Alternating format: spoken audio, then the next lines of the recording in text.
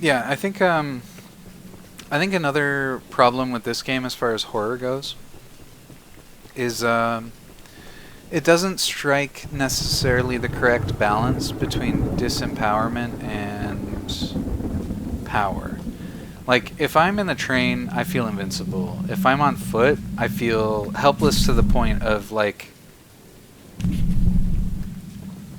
it's not just helpless, like I can't defeat the monster, but I can't even get away. Charles is far too fast, and in these situations where I'm this far off the beaten path, like, if Charles sees me, I'm just cooked. There's no getting away. I tried dodging around some trees and trying to force him maybe to weave, but that didn't seem to work. So maybe there are some meta strategies, but they're not obvious. And if they're not obvious, it just means the player is going to die repeatedly in those situations, and then it takes all the spook out of those situations. This might sound counterintuitive, but proper horror game design has you dying very infrequently.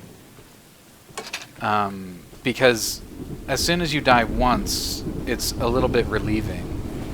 You want the player to be struggling, fighting for survival as much as possible, but not dying.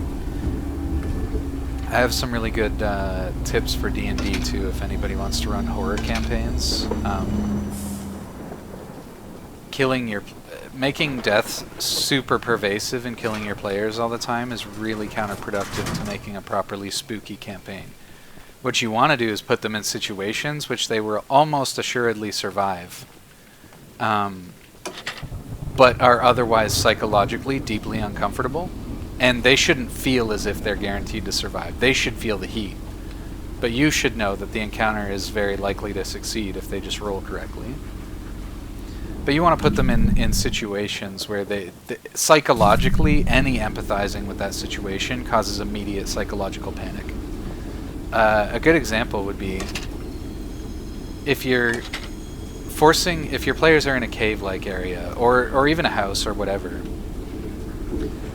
forcing a player to squeeze into a tight space where they can't turn around, and then telling them that they feel something creeping up their leg, that's immediately, that's just psychological trauma in word form.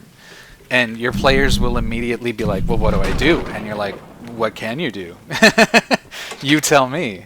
But you can't turn around, and you can't reach whatever it is that's like sliming or slithering around your shins.